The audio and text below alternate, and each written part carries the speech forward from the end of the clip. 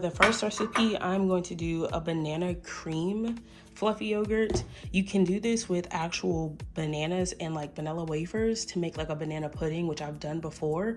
I'll probably insert that video somewhere in here as well. But I don't have bananas and someone ate the last bit of my vanilla wafers, so we're just gonna do a banana cream fluffy yogurt. I am gonna top this one with a little bit of granola just to add a little bit of crunch since I don't have any wafers. Depending on how hungry you are, you can add more or less. I'm not really that hungry, but I did just work out, so I'm trying to just give myself a little bit of something to go off of until I can actually make something, or we can go get something to eat.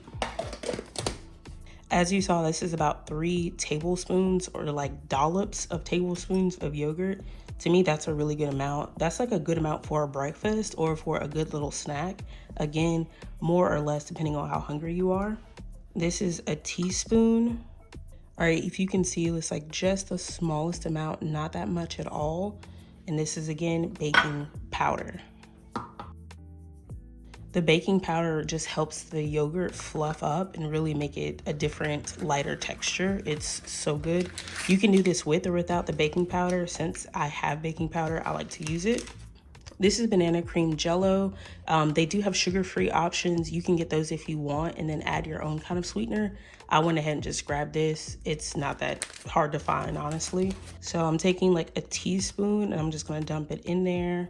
And then I'm gonna take another teaspoon. And it doesn't have to be like perfect, and then put it in there. So to me, that looks just about right, especially for 3 tablespoons of yogurt. So I'm gonna go ahead and mix that up.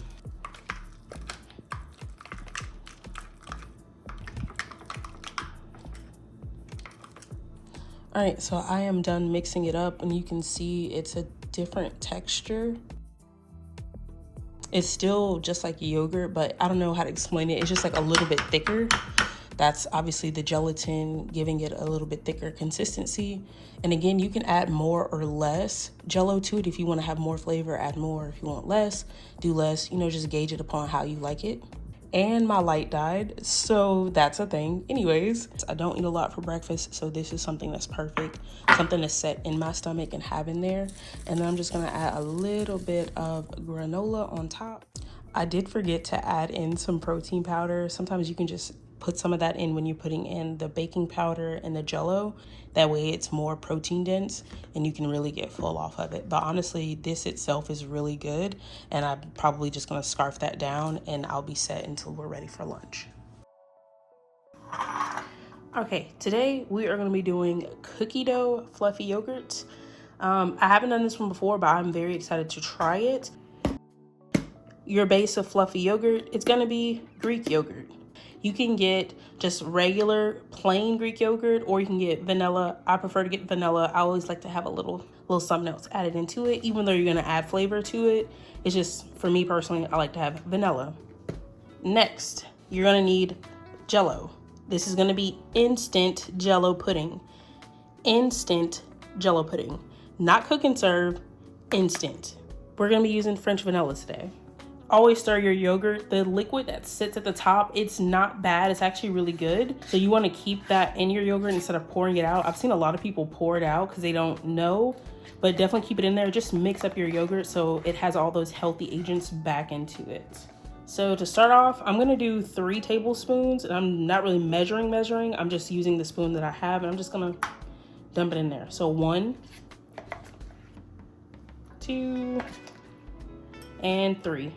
And then you're gonna add your Jello. This kind of just gives it a thicker consistency, and it gives it just a little more flavor, obviously, because it's flavored Jello. I don't really want to waste another spoon, so I'm just gonna eyeball this one.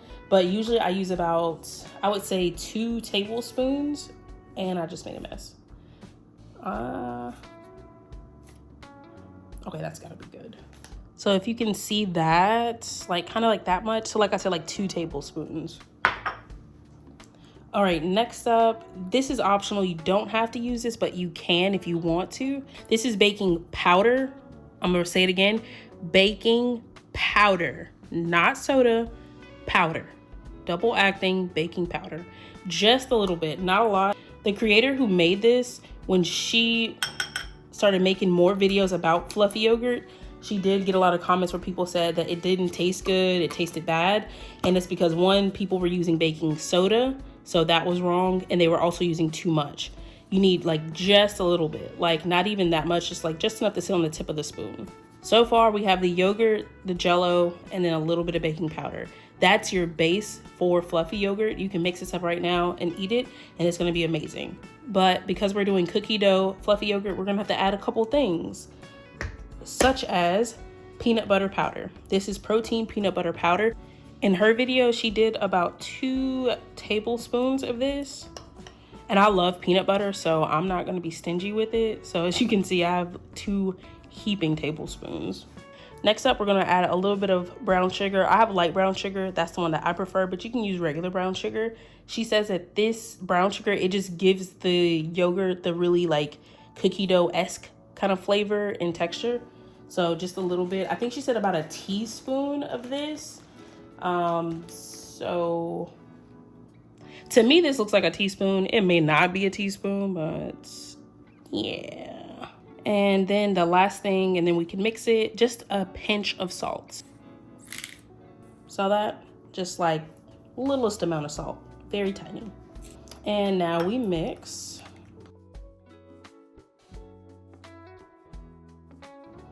By the way, you don't have to use French vanilla pudding. You can use regular vanilla pudding. I just happen to have French vanilla on hand, so that's what I used.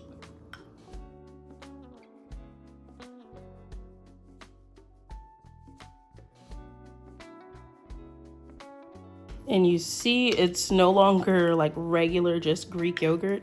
It's thick, it's fluffy, hence the name fluffy yogurt. So I'm gonna go ahead and really turn this cookie dough into cookie dough by adding some mini chocolate chips.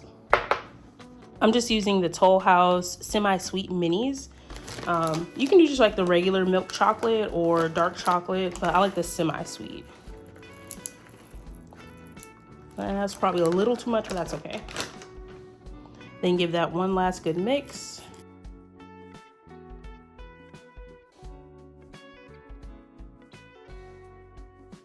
You can't tell me that doesn't look like cookie dough. You can eat it just like this as soon as you get done, but she also recommended, if you're not in a rush, pop it in the freezer for like 10 minutes and then eat it. So I'm gonna go ahead and stick this in the freezer just for like maybe 8 to 10 minutes. Just for tasting purposes, I'm gonna try it like this immediately after it gets done, and then I'll taste it again, obviously, once it comes out the freezer in like 10 minutes. Definitely tastes good. Not like super cookie dough-ish. The chocolate chips definitely help with that, but to me, it tastes like peanut butter and chocolate. While the cookie dough is in the freezer, I'm going to make another one.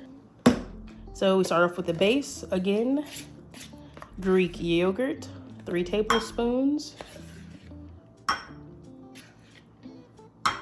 For this one, I'm going to be using Cheesecake Jello. Again, instant pudding, instant. So like 2-ish tablespoons of Jello. This doesn't really look like a lot, so I'm gonna add 1 more tablespoon. That looks a little bit better.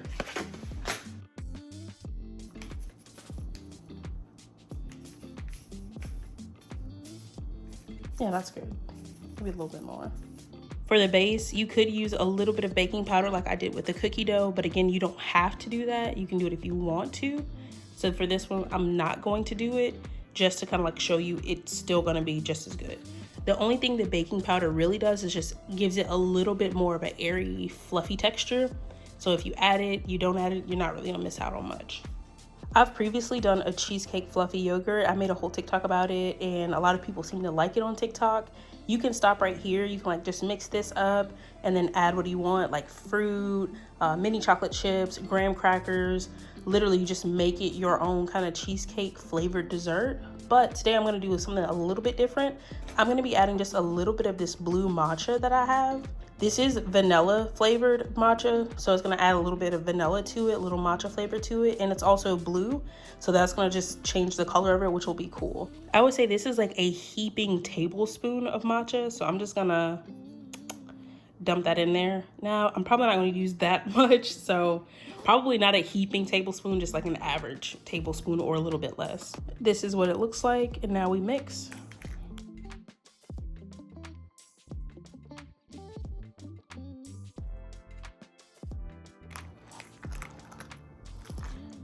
This one didn't take as long to mix up because it doesn't have as much as the cookie dough does. So normally if you're adding just like a few things, so Jello, baking powder, and like one other thing, or just those two things, it doesn't take long at all to mix. This is what it looks like when it's done. So this kind of still has the same texture of like, just like a thicker yogurt. It's not as fluffy. I'm assuming because of the matcha I added to it. But like I said, adding a little bit of baking powder is gonna make it fluff up. I know I'm looking crazy right now, but that's okay. I just want to show you how they both came out. So this is the matcha cheesecake one. I did top it with a little bit of like graham cracker crumble. Hopefully you can see that because I know some of the graham crackers fell. And I just got this out the freezer, the cookie dough. So I'm excited to try them. I'm gonna try the cookie dough first.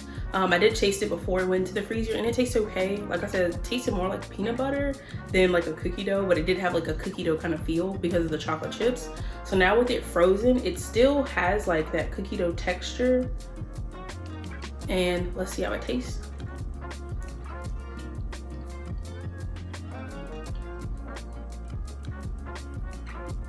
Yeah, it tastes pretty good, but I think I may have added a little too much peanut butter powder and not enough brown sugar. But I'm not mad at it. I love peanut butter. Now I'm gonna try the matcha cheesecake.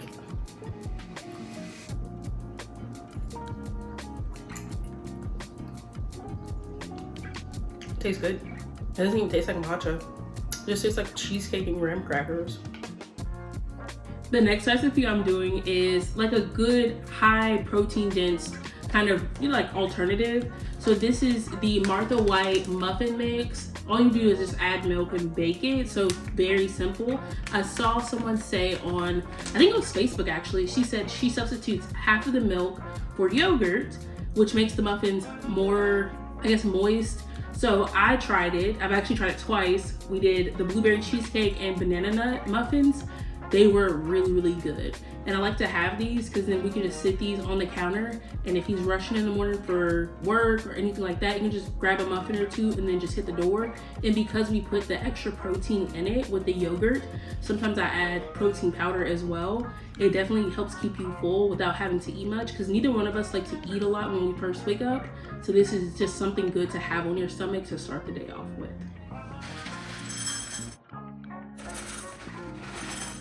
You just saw me put rice in the cupcake pans. That's because it's a trick I learned a really long time ago somewhere on the internet.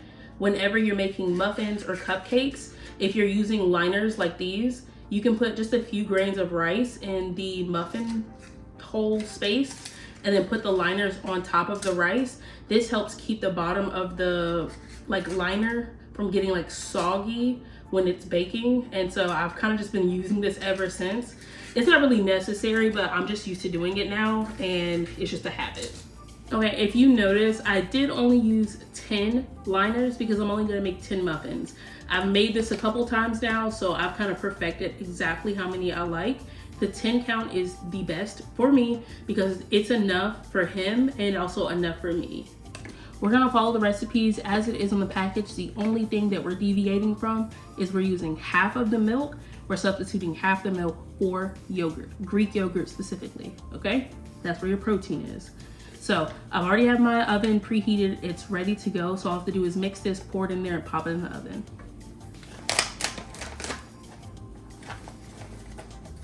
I'm using oat milk because I don't like dairy milk. And for some reason, me and almond milk just don't get along. So oat milk it is. So this is only 1/4 cup of milk. And then the other 1/4 cup is Greek yogurt, the same one I used earlier, like I said. I don't know why I didn't do the yogurt first and then the milk behind it to wash it out. So yeah. And if you really want to pack in a little more protein into it, you can add, you know, whatever kind of protein powder that you like. I added this last time and it was actually really good. I think I might add just a little bit again, not much.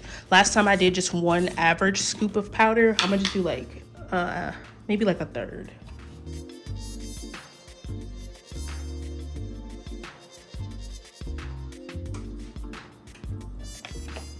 I added just a touch bit more milk, like barely anything, just to compensate for the additional protein powder that's going to be in here. And you just give it a good little mix. All right, so the instructions say mix it just until moistened, which this is. Then you just fill it up into your muffin tin. Do you call it a muffin tin or do you call it a cupcake tin? Sometimes I call it a cupcake tray, but you know, we all know what it is.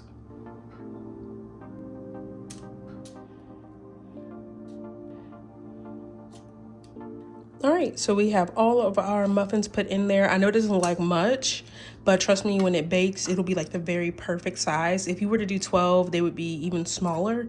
That's why I said 10 is like the perfect number. Another baking tip I learned is if you do have like a muffin tin, cupcake pan, whatever you want to call it, and you still have like empty spaces, put a little bit of water in here and then put it in the oven to bake. Having that water in the cups helps everything else bake a little more evenly. I'm not sure if it's actually true, but again, I just do it and it works. That's all I'll say. Per the instructions, it does say bake at 400 for 14 to 16 minutes. I'm gonna be honest with you, 13 minutes is plenty. Always clean as you go. The muffins just came out the oven a few minutes ago and they've cooled down now. They look very good. As you can see, the bottom is not moist or soggy at all. And this is the muffin. If you want to have a little more color, you can leave it in there for like another minute or two, but as you can see, the bottom is nice and brown. That's how I know it's good and it's done.